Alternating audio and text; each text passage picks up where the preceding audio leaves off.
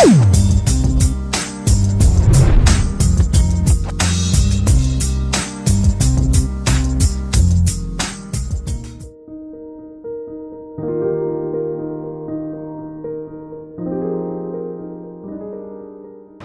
puji, hormat, dan syukur serta kemuliaan hanya bagi-Mu Tuhan. Bersyukur kepada Tuhan oleh karena kasih setia Tuhan di dalam kehidupan kami, dalam segala keterbatasan kami, dan di dalam segala keterpurukan kami. Tuhan dengan setia terus-menerus menunjukkan kasih setia di dalam kehidupan kami. Tuhan masih mengizinkan kami bahkan sampai detik ini untuk menikmati setiap detik kami bernafas, menikmati berkat yang sungguh luar biasa dari Tuhan. Semua karena kasih karunia dan anugerah Tuhan. Pun demikian juga halnya ketika kami saat ini duduk diam di hadapan Tuhan, bersama-sama mendengarkan, mencermati, memahami, dan nantinya akan berjuang bersama-sama untuk melakukan kebenaran firman Tuhan. Tentu semua juga oleh karena kasih karunia dan anugerah Tuhan saja. Sebab itu, izinkanlah kami selama beberapa menit ke depan, perkenankanlah kami untuk menikmati berkat firman Tuhan ini, supaya kehidupan kami sungguh-sungguh diubahkan Tuhan, setiap pikiran kami dicerahkan oleh Tuhan, dan semakin hari kami semakin berkenan di hadapan Tuhan. Berkati hati, berkati telinga, mata, dan pikiran kami, untuk benar-benar terfokus hanya kepada firman Tuhan saja.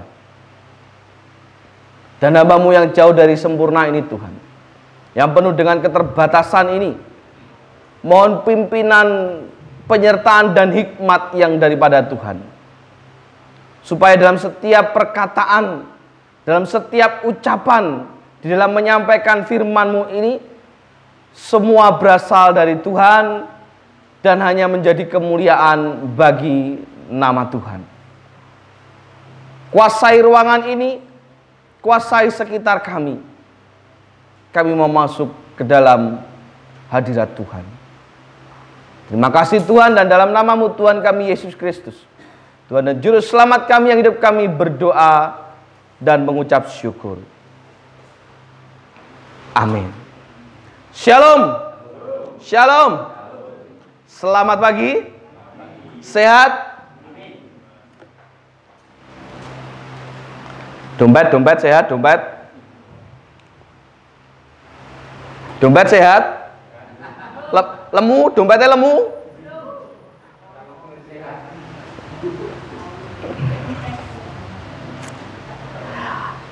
Mau bagaimanapun keadaannya, saya percaya bahwa kita ada sampai hari ini semua karena kasih Tuhan. Amin. Apapun keadaannya, kita ada sampai hari ini oleh karena kasih Tuhan.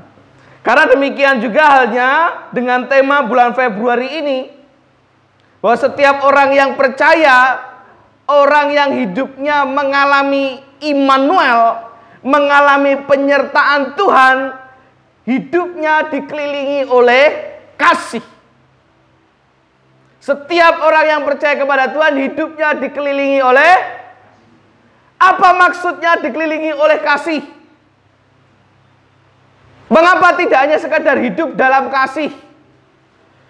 Kalau hidup dalam kasih, atau hidup mengasihi, atau saling mengasihi, bisa jadi hanya satu arah. Tetapi ketika saya berpikir dan menuliskan tema ini, ketika hidup dikelilingi oleh kasih, itu artinya sekeliling kita, sekitar kita, termasuk hubungan kita dengan Tuhan penuh dengan kasih.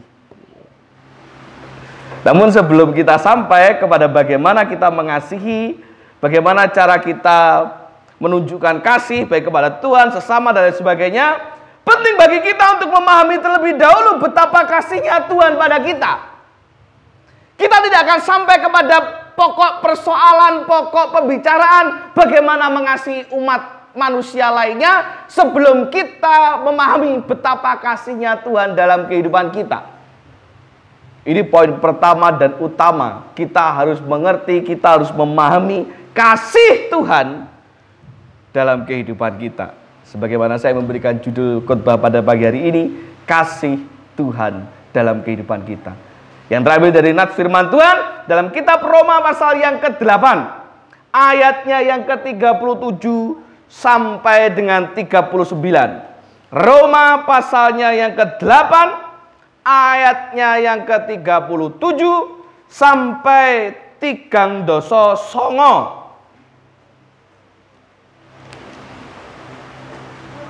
Sampun?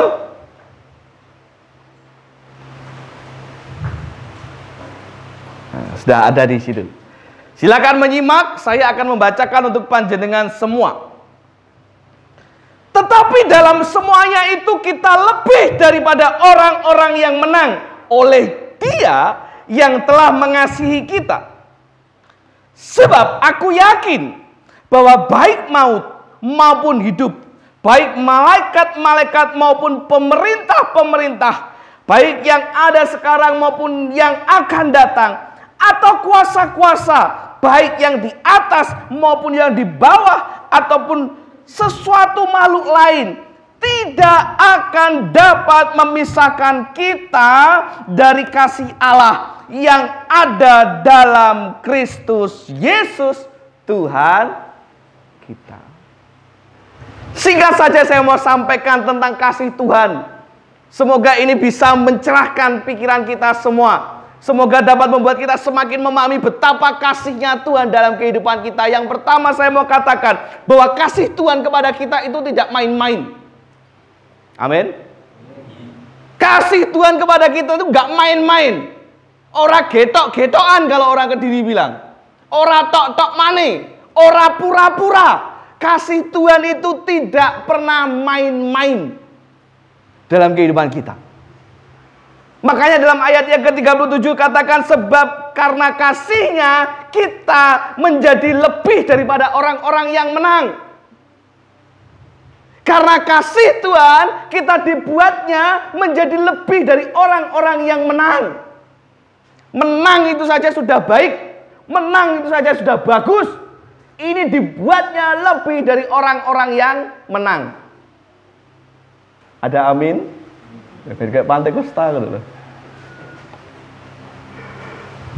Kita dibuatnya lebih dari orang-orang yang menang. Karena kasihnya, Dia tidak akan menjadikan kita seorang pecundang, seorang yang kalah di dalam pertarungan kehidupan. Ada amin?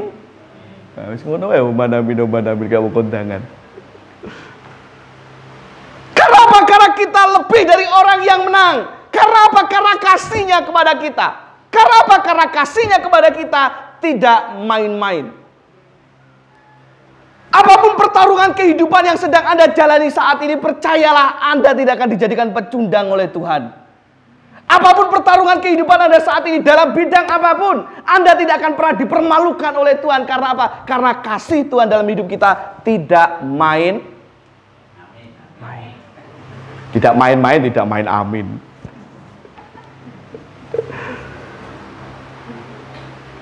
Maka dalam setiap masalahmu, engkau akan dibuat menang karena kasihnya. Sebab itu, jangan pernah berkata, saya seperti ini karena saya sedang dihukum oleh Tuhan. Apapun yang menjadi masalahmu saat ini. Atau mungkin saya sakit seperti sekarang, Pak, karena saya sedang diperingatkan oleh Tuhan atau bahkan dihukum oleh Tuhan. Jangan ya. Atau mungkin berkata, ya ini semua karena saya sudah berbuat dosa, Pak, jadi tak tompo.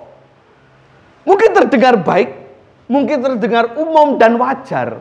Tapi saya mau katakan, jangan pernah sekali-kali katakan itu. Itu cuma tipu daya iblis. Mengapa? Karena firman Tuhan berkata bahwa aku merancangkan kebaikan. Rancanganku padamu bukanlah rancangan kecelakaan, tetapi rancangan yang mendatangkan. Itu artinya kalau Anda sakit, berarti karena tidak bisa menjaga diri, bukan karena sedang dikutuk oleh Tuhan. Kalau Anda sedang mengalami celaka atau kecelakaan, bukan karena Tuhan yang menghukum, tapi karena Anda yang kurang berhati-hati. Setuju? Kalau dalam sebulan dong sampai tanggalnya duitnya wis entek, bukan karena Tuhan sedang menguji Anda, tetapi Anda yang mungkin hidup terlalu boros. Ya toh? Karena kasih Tuhan tidak main-main. Tuhan tidak akan membiarkan kita terkena sakit penyakit. Tuhan tidak pernah memberikan kita kecelakaan. Tuhan tidak pernah memberikan kita kesusahan dan masalah. Bukan dari Tuhan. Dalam kitab Yakobus dikatakan, sebab tiap-tiap orang dicobai oleh apa? Keinginannya sendiri, dirinya sendiri.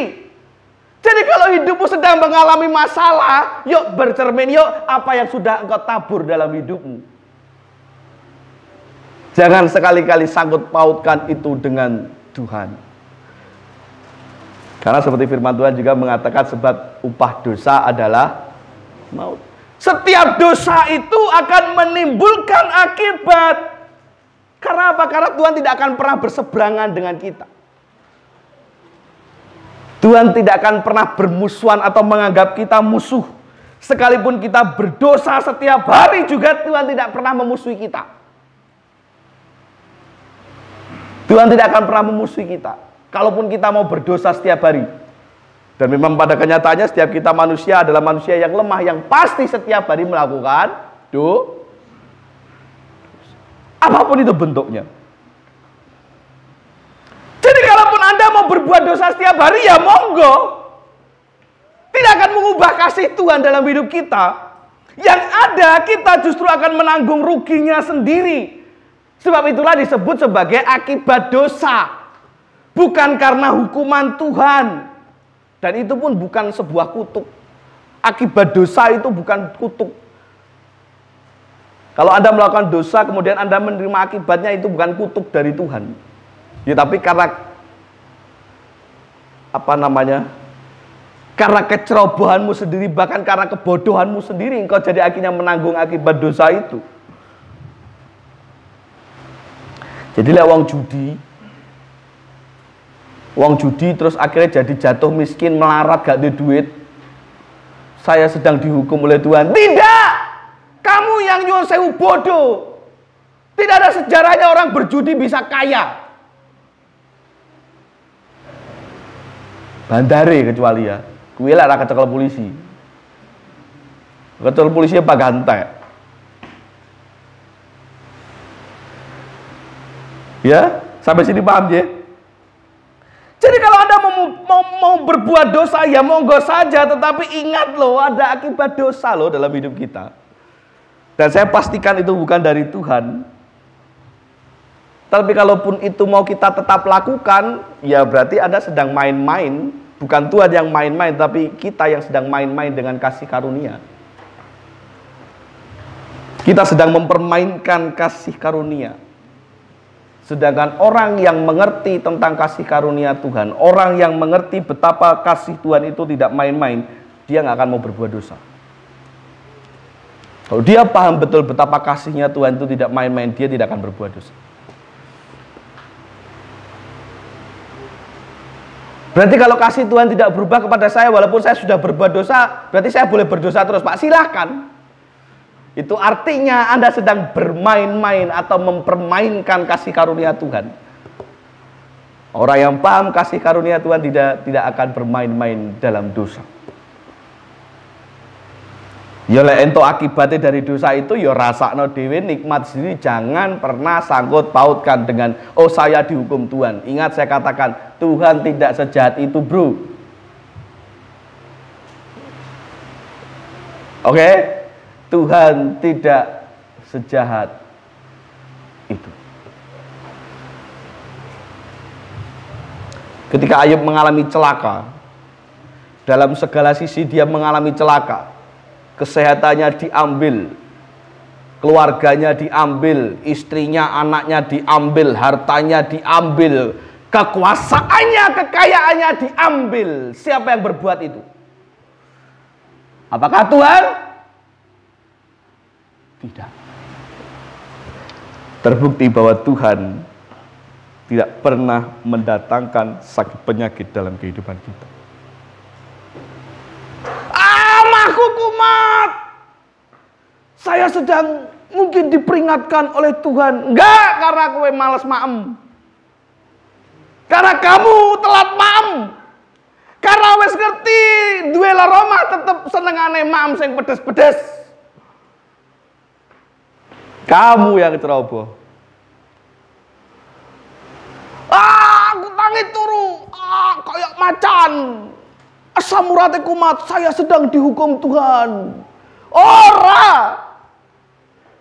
Itu karena polamu dewe. Wis ngerti duwe asam urat, nekat makan yo jeruan, yo kacang, yo ora kacang-kacangan lo ya. Gue keselak malah kacang-kacangan. Oh plastik iki. Kacang-kacangan kan plastik, ora kacang tenanan. Dah, bukan Tuhan yang mendatangkan penyakit itu, tapi kita sendiri yang mengundangnya masuk dalam kehidupan kita. Setuju? Karena apa? Karena kasih Tuhan tidak main-main. Apapun latar belakang saudara dan saya, Tuhan mengasihi kita. Dari bangun pagi sampai hari ini, sudah berapa dosa yang Anda buat? Apapun itu bentuknya. Tangi turu mungkin nesu-nesu, tangi turu lali radonga. Apa meneh? Apa meneh? Budal ke susu-susu ya nesu-nesu. Nyatanya kita semua hari ini, detik ini, di tempat ini menghirup udara yang sama. Karena apa? Karena kasih Tuhan tidak main-main. Pak, hari ini aku puji Tuhan gak berdosa. Wingi bengi dosa apa sing wis mbok lakoni? Mungkin mau bubuk lali berdoa. Mungkin sebelum tidur ya padu dhisik. Atau apapun bentuk dosa yang sudah kamu lakukan semalam. Nyatanya kita hari ini, detik ini, saat ini, di ruangan ini sedang menghirup udara yang sama untuk tetap hidup. Karena apa? Kasih Tuhan tidak main.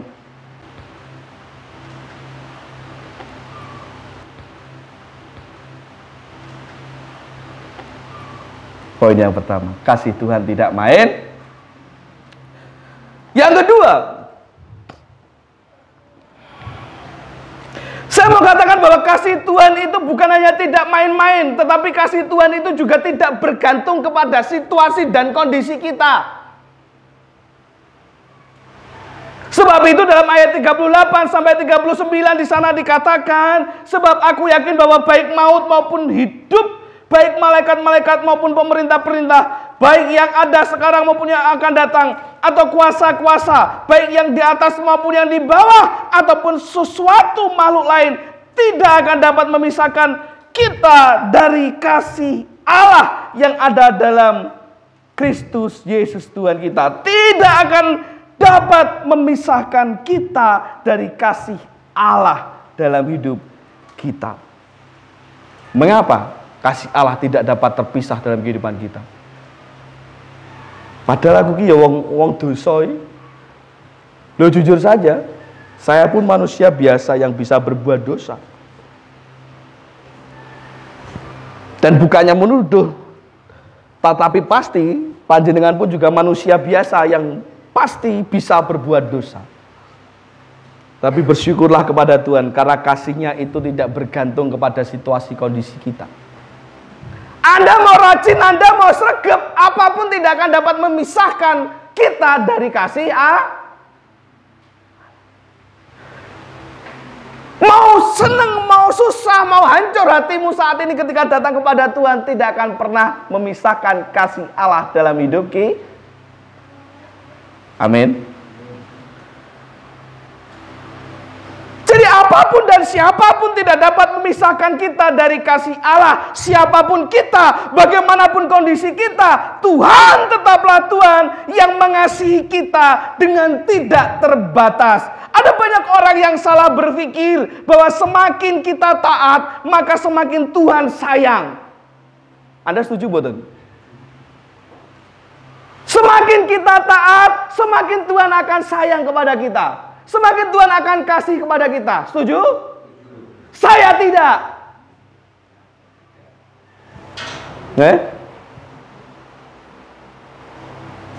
Mau setaat apapun Anda, mau sehari berdoa sebanyak 7 jam, mau sehari membaca Alkitab sebanyak 5 jam, mau perpuluhan memberikan sebanyak 20%, tidak akan membuat Tuhan tambah sayang kepada Anda. Mengapa? Karena apapun kondisimu, Tuhan sudah sayang. Paham? Loh, berarti aku gak perlu udah gereja, Pak? Gak gitu juga, bro. Karena apa? Karena kalau kita rajin berdoa, karena kalau kita rajin ke gereja, karena kalau kita rajin membaca Alkitab dan melakukan ketaatan-ketaatan yang lainnya, baik kepada sesama manusia, bukan Tuhan yang tambah sayang kepada kita, tetapi artinya kita yang tambah sayang sama Tuhan. Bukan Tuhan yang tambah kasih kepada kita, tetapi kita yang tambah kasih sama Tuhan. Karena apa? Kasihnya Tuhan itu tidak mengenal kondisi. Mau bagaimanapun kondisi kita, Tuhan tetap sayang. Karena Tuhan sudah sayang kamu. Karena bagaimanapun juga Tuhan tidak akan pernah mau mengambil kasihnya dari kita. Karena firman Tuhan katakan, karena begitu besar kasih Allah ke dunia ini, maka Dia mengorbankan anaknya yang tunggal, supaya barang siapa yang percaya kepadanya tidak binasa melainkan beroleh hidup yang. Karena apa? Begitu besar loh kasih Allah. Wes tak terbatas, mau tambah apa lagi? Wes tak terbatas. Tetapi kalau kita mau taat, kalau kita mau setia, semata-mata kita sedang menunjukkan betapa kita semakin hari semakin mengasihi Tuhan yang tak terbatas itu. Amin. Karena Tuhan bukanlah pribadi yang memiliki kasih. Ya, sekali lagi, Tuhan bukan pribadi yang memiliki kasih. Setuju? Tuhan itu bukan pribadi yang memiliki kasih. Setuju? Tidak? Tuhan bukan pribadi, bukanlah pribadi yang memiliki kasih. Setuju? Tidak? Setuju? Mau dijawab? Yes, Pak Repto, setuju? Tidak? Saya setuju. Tuhan bukanlah pribadi yang memiliki kasih, tetapi Tuhan itu adalah kasih. Ya, Dia itu adalah kasih itu sendiri. Bingung? Mudeng, Pak Mubeng.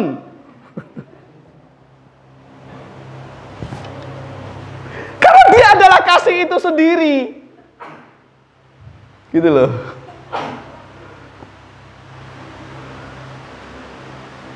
Pak Bayu memiliki uang, tapi Pak Bayu bukanlah uang.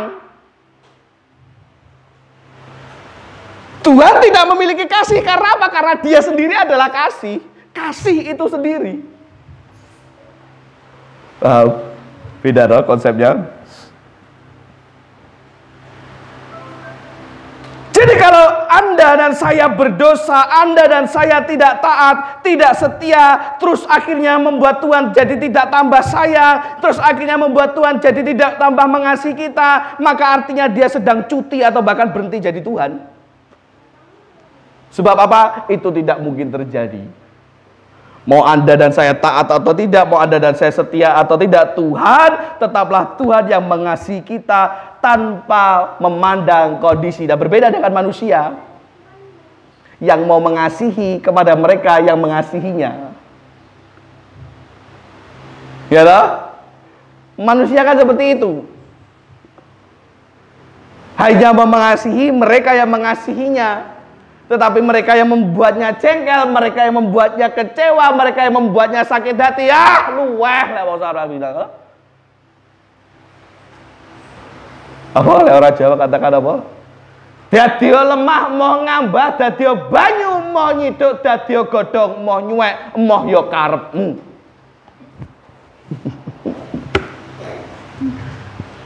Karena apa? Karena manusia masih memandang kondisi. Tetapi Tuhan, no. Tuhan tidak memandang kondisi itu. Jadi mau bagaimanapun kita, Tuhan tetap mengasihi kita. Nah artinya juga bahwa kalau kita mau berdosa, kalau kita mau tetap, oh Pak berarti aku boleh gak setia, oh Pak aku berarti boleh tidak beribadah, aku boleh Pak tidak berdoa, aku boleh Pak tidak baca kitab perpuluhan dan lain sebagainya. Boleh, tetapi itu artinya kamu sedang berhenti mengasihi Tuhan. Lalu Tuhan bagaimana Pak? Apakah Tuhan akan berhenti mengasihi saya? Tidak. Karena Tuhan tidak bisa berhenti mengasihi kita. Karena kasih Tuhan itu tidak bergantung pada manusia. Apa kondisinya? Bagaimana situasinya?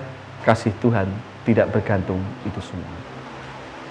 Maka dari itu pagi ini kita belajar supaya kita hidup dengan kasih, hidup di dalam kasih, hidup dikelilingi oleh kasih. Maka penting bagi kita untuk memahami bahwa Tuhan sudah lebih dahulu mengasihi kita. Loh gede loh kasih Tuhan dalam hidup jenengan. Percaya enggak? Gede loh hidup Tuhan. Ada banyak orang yang merasa, oh saya tidak layak, oh saya sudah berdosa, oh saya sudah tidak taat. Jadi mending tidak usah lah Pak, saya malu sama Tuhan lah Pak, saya malu ke gereja Pak, saya malu berdoa Pak, apakah saya pantas Pak? Kamu sudah dilayakkan. Kasihnya tidak pernah berubah. Baik ketika kamu bertobat, kemudian kamu jatuh lagi dalam dosa, kamu bangkit lagi, kamu jatuh lagi, bangkit jatuh, dan begitu seterusnya. Kasih Tuhan tidak berubah. Maka teruslah untuk berjuang datang kepada Tuhan apapun kondisinya. Setuju? Opera bangga toh? Punya Tuhan yang seperti itu. Maka selanjutnya kita akan berbicara tentang bagaimana hidup kita sebagai manusia harus memiliki kasih. Karena apa? Pagi ini kita sudah clearkan, kita paham, kita mengerti betapa kasihnya Tuhan dalam hidup kita. Tuhan lebih dulu mengasihi kepadaku, mengasihi cerak lebih sungguh. Bisa? Apal? Mau pakai musik nama boten? Pakai apa Eko? Musik, mainkan. Ya bangkit berdiri yuk, biar enak, biar gak ngantuk. Kita mujikan bersama-sama dengan sepenuh hati. Sebagai pujian tanggapan dan respon kita, mengasihi lebih sungguh.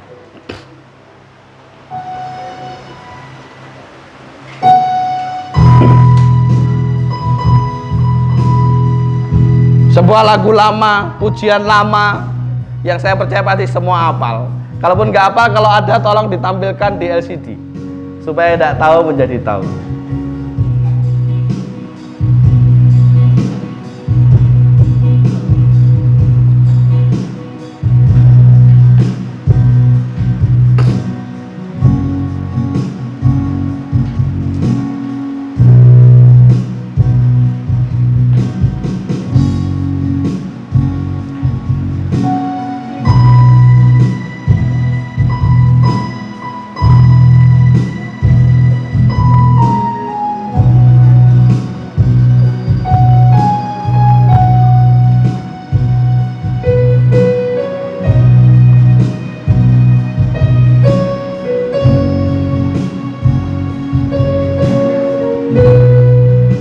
mengasihi lebih sungguh.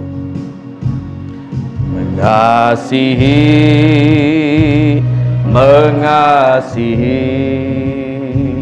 lebih sungguh, mengasihi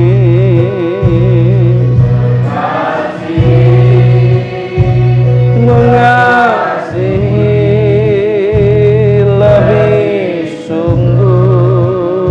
Tuhan lebih dulu, Tuhan lebih dulu mengasihi kepadaku, mengasihi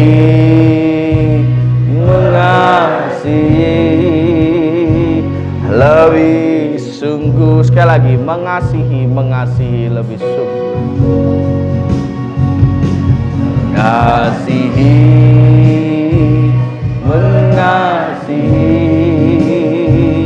lebih sungguh, mengasihi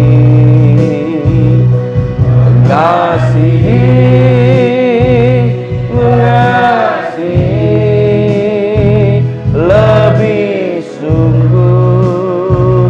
Tuhan lebih dulu, Tuhan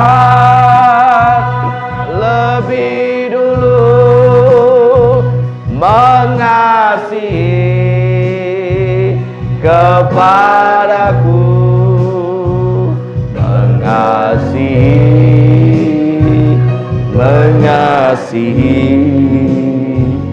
lebih sungguh.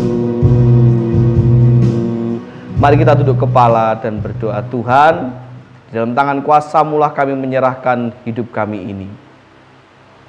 Buat kami mengerti dan semakin memahami betapa besarnya kasih Tuhan dalam kehidupan kami. Dan bagi ini kami percaya, bagaimanapun kondisi kami, Tuhan tetaplah Tuhan yang mengasihi kami dengan sempurna. Ampuni kami jikalau selama ini kami mempermainkan kasih karunia Tuhan. Ampuni kami jikalau kami dalam hidup ini seringkali bermain-main di dalam dosa.